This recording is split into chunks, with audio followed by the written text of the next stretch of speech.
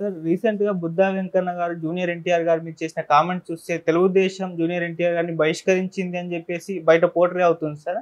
అసలు ఏ విధంగా చూడొచ్చంటారు ఆయన కామెంట్స్‌ని? తెలుగుదేశం పార్టీకి జూనియర్ ఎన్టీఆర్‌కి సంబంధం లేదని అంటున్నారు. మీ ఒపీనియన్ ఏంటి సార్ వీటిపైన?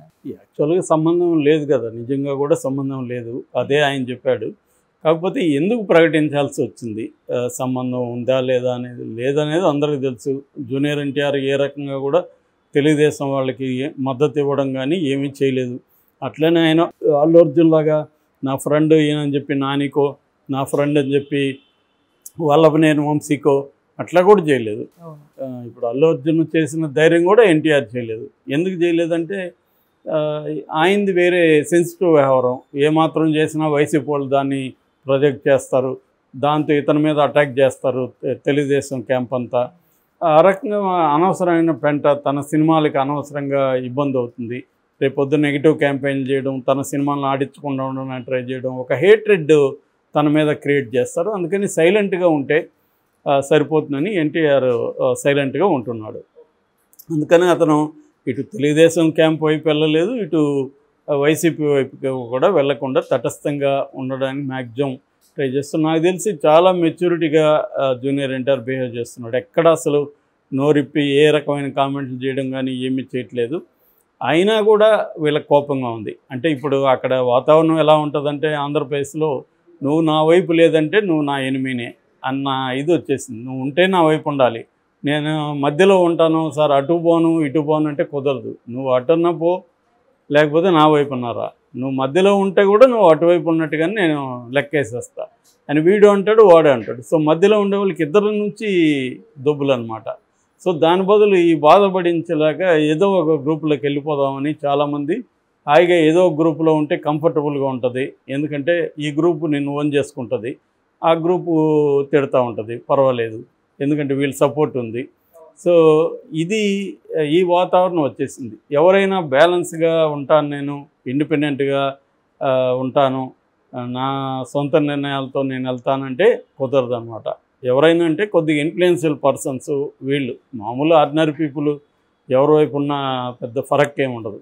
కొద్దిగా ఇన్ఫ్లుయెన్షియల్ పర్సన్స్ కానీ, నోన్ జర్నలిస్టులు కానీ ఎవరైనా కూడా ఏదో ఒక సైడ్ తీసుకోవడానికి కారణం వాళ్ళకి వేరే ఏమన్నా డబ్బులు ఇవ్వడము, పదవులు ఇవ్వడం, ఇంకోటి అవి కూడా ఉండొచ్చు. కానీ అన్నిటికంటే కూడా ఈ ప్రెజర్ అనేది విపరీతంగా ఉంటుందన్నమాట. ఏదో ఒక గ్రూప్లో నువ్వు లేకుండా బతకలేవు.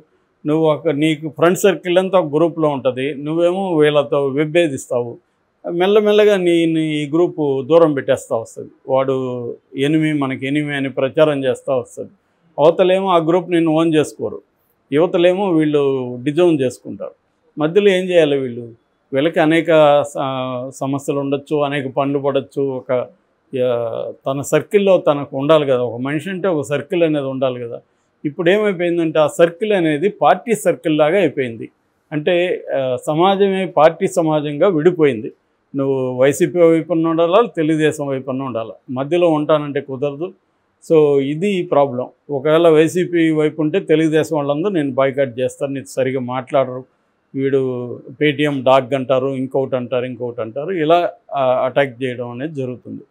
ఈ క్రమంలో జూనియర్ ఎన్టీఆర్ కూడా చాలా జాగ్రత్తగా ఉంటున్నాడు, ఎటువైపు వెళ్ళట్లేదు. అయితే మొన్న జూనియర్ ఎన్టీఆర్ బర్త్డే రోజు కొంత కాంట్రవర్సీ వచ్చింది. అదేంటంటే బాలకృష్ణ అతనికి బెస్ట్ విషెస్ చెప్పలేదు, చంద్రబాబు చెప్పలేదు, లోకేష్ మాత్రం చెప్పాడు. సో ఇది కావాలనే బాలకృష్ణ, చంద్రబాబు లోకేష్ దగ్గర చెప్పించి తాము చెప్పకుండా ఒక ప్లాన్ ప్రకారమే వెళ్తున్నారు అనేది ఒకటి నడుస్తుంది. అంటే జూనియర్ ఎన్టీఆర్ని మొన్నటి వరకు చంద్రబాబు ట్రై చేశాడు ఎన్నికల ముందు వరకు. ఎందుకంటే పెద్ద మన ఎన్టీ రామారావు జయంతి జరిపాయి ఉత్సవాలు, అప్పుడు జూనియర్ ఎన్టీఆర్ని పిలిచారు. అంటే వాళ్ళ ప్లాన్ ఏమంటే మెల్లగా జూనియర్ ఎన్టీఆర్ని మన ఫోల్డ్లోకి తీసుకొచ్చి ప్రచారానికి వాడుకుందాం అనేది చంద్రబాబు ప్లాన్. ఆ ప్లాన్ అర్థమైన జూనియర్ ఎన్టీఆర్ ఒకసారి మనం వెళ్ళినాక మన చేతిలో ఉండదు, వాళ్ళు ఎట్లంటే అట్లా వాడేస్తారు మనల్ని అని చెప్పి ముందుగానే హుషారైపోయి తన బర్త్డే పార్టీకి అరేంజ్మెంట్స్ చేర్చుకున్నానని చెప్పేసి ఎస్కేప్ అయిపోయాడు. అప్పుడు కూడా జూనియర్ ఎన్టీఆర్ మీద విపరీతంగా ట్రోల్స్ అవన్నీ జరిగాయి. కానీ చంద్రబాబు కొంత ఆపాడు. ఎందుకంటే ఎన్నికలప్పుడు మనం ఎందుకు జూనియర్ ఎన్టీఆర్ ఫ్యాన్స్ని యాంటీ చేసుకోవాలి, వాళ్ళందరూ మనకి యాంటీగా పనిచేస్తే రేపు ఇబ్బంది కదా అని చంద్రబాబు ఆలోచించి సైలెంట్ చేశాడు. అయితే ఇప్పుడు ఎన్నికలు అయిపోయాయి కాబట్టి బుద్ధా వెంకన్న ఇప్పుడు ఏం స్టేట్మెంట్ ఇచ్చారంటే జూనియర్ ఎన్టీఆర్కి తెలుగుదేశం పార్టీకి ఎటువంటి సంబంధం లేదు, జూనియర్ ఎన్టీఆర్ కూడా దూరంగానే ఉన్నాడు కాబట్టి మాకు జూనియర్ ఎన్టీఆర్కి ఎటువంటి సంబంధం లేదు, మా నాయకుడు లోకేషే అనేది. అంటే ఇది నిజంగా బుద్ధా వెంకన్న చెప్పాడా లేకపోతే చంద్రబాబు బుద్ధా వెంకన్న ద్వారా చెప్పించాడా అనేది ఇప్పుడు పెద్ద ప్రశ్న.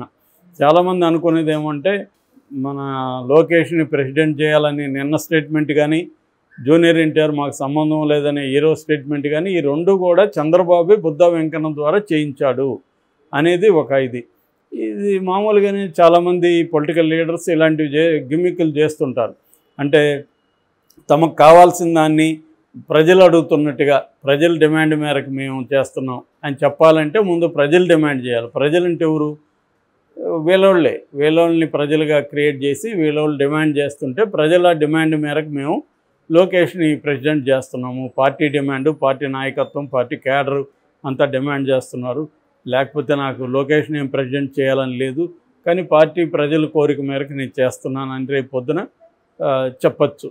మేబీ మనకు ఒకవేళ చంద్రబాబు కూటమి గెలిస్తే, చంద్రబాబు సీఎం అయితే అదే రోజు కానీ లేకపోతే ఇమీడియట్గా కానీ లోకేష్ని తెలుగుదేశం ప్రెసిడెంట్గా అనౌన్స్ చేసే అవకాశం ఉంది. దీనికి ఒక ఇమీడియట్గా ఎందుకు చేస్తున్నారంటే పవన్ కళ్యాణ్ ఫ్యాక్టర్ని డీల్ చేయాలంటే పవన్ కళ్యాణ్ డామినేట్ చేసే అవకాశం రేపు కనబడుతుంది. ఎందుకంటే అటు మోడీ కూడా పవన్ కళ్యాణ్కి ఇంపార్టెన్స్ ఎక్కువ ఇవ్వడం కనబడుతుంది. మొన్న వచ్చిన సభల్లో కూడా మోడీ చూస్తే చంద్రబాబుకి ఎక్కువ ఇంపార్టెన్స్ ఇచ్చాడా పవన్ కళ్యాణ్కి ఇచ్చాడంటే పవన్ కళ్యాణ్కి ఎక్కువ ఇంపార్టెన్స్ ఇచ్చాడు. విజిబుల్గా కనిపించేస్తుంది. పవన్ కళ్యాణ్తో మాట్లాడిన పద్ధతి కానీ బాడీ లాంగ్వేజ్ కానీ అన్నీ కూడా పవన్ కళ్యాణ్కి ఎక్కువ ఇంపార్టెన్స్ ఇస్తున్నారు. ఒక రకంగా ఈ పొత్తు కూడా పవన్ కళ్యాణ్ కుదిర్చాడు అనేది తాకు. పవన్ కళ్యాణే స్వయంగా కూడా చెప్పాడు, నేను ఈ పొత్తు కుదిర్చడానికి అనేక బాధలు పడ్డాను, హ్యూమిలేట్ అయ్యాను, అవన్నీ కూడా ఓపెన్గానే చెప్పాడు. అంటే క్లియర్గా బీజేపీ పవన్ కళ్యాణ్ని భవిష్యత్తులో కూడా ఉపయోగించుకోవాలి ఆంధ్రప్రదేశ్లో అన్న ప్లాన్ చేస్తుంది. చంద్రబాబు మీద మనం కంప్లీట్గా డిపెండ్ కాకూడదు. అందుకే ఇప్పుడు ఒక వెర్షన్ ఏమి వినిపిస్తుందంటే ఒకవేళ పవన్ కళ్యాణ్ ఓడిపోయినా కూడా పవన్ కళ్యాణ్కి రేపు క్యాబినెట్లో అసిస్టెంట్ మినిస్టర్ ర్యాంకు ఇద్దాము అనే ప్లాన్లో ఉన్నారు. అంటే అతన్ని తాము గ్రూమ్ చేసుకుంటే మనకు భవిష్యత్తులో పనికొస్తాడు, తమ కంట్రోల్లో ఉంటాడు పవన్ కళ్యాణ్ అన్న ఇది బీజేపీ నాయకుల్లో కనిపిస్తుంది. సో ఇక్కడ ఏమవుతుందంటే రేపు పొద్దున్న కూటమి అధికారంలోకి వచ్చి పవన్ కళ్యాణ్ కూడా గెలిచి అసెంబ్లీకి వస్తే పవన్ కళ్యాణ్కి ఇంపార్టెన్స్ పెరిగే అవకాశం ఉంది. లోకేష్కి ఇంతకుముందు లోకేష్ సకల శాఖ మంత్రిలాగా డీల్ చేయగలిగాడు 2014-19లో. ఇప్పుడు అలాంటి రోల్ ప్లే చేయాలంటే పవన్ కళ్యాణ్ అడ్డంకిగా ఉంటాడు. సో అందుకని ముందు నుంచి లోకేష్ని బిల్డప్ చేసుకుంటూ లోకేష్ని తెలుగుదేశం నాయకుడిగా ఎస్టాబ్లిష్ చేయాల్సిన అవసరం తెలుగుదేశానికి ఉంటుంది. దీనికి ఎక్కడ ఎన్టీఆర్ వస్తాడో అని చెప్పి, లేదా ఎన్టీఆర్ అభిమానులు తెలుగుదేశం అభిమానులుగా ఉన్నవాళ్ళే కొంతమంది ఎన్టీఆర్ అభిమానులుగా ఉంటారు. అలాంటి వాళ్ళు అప్పుడప్పుడు లోకేష్ సభల్లో చంద్రబాబు సభల్లో కూడా జై ఎన్టీఆర్ అని ఇవి పెట్టుకోవడం ఇవన్నీ చూసాం మనం. అందుకని క్లియర్గా ఇప్పుడు జూనియర్ ఎన్టీఆర్ భవిష్యత్తులో ఎప్పుడు కూడా తెలుగుదేశంలోకి రాడు, అతన్ని మర్చిపోండి మీరు, మన నాయకుడు లోకేషే అనే క్లియర్ సిగ్నల్ కేడర్కి అంతా కూడా ఇవ్వడం కోసమే ఈ స్ట్రాటజీ ప్లాన్ చేస్తున్నారు. సో ఎందుకంటే మొత్తం తెలుగుదేశం కేడర్ అంతా కూడా లోకేష్ నాయకత్వాన్ని ఆమోదించాలి. సో జూనియర్ ఎన్టీఆర్ని మర్చిపోండి. చాలామంది ఏంటంటే జూనియర్ ఎన్టీఆర్ని తీసుకొస్తే తెలుగుదేశం మళ్ళీ పూర్వవైభవం వస్తుంది, ఇలాంటి ఆలోచనలు ఉన్న వాళ్ళు పార్టీలో కూడా ఉన్నారు. గోరంట్ల బుచ్చయ్య చౌదరి లాంటి వాళ్ళు కూడా గతంలో మాట్లాడారు.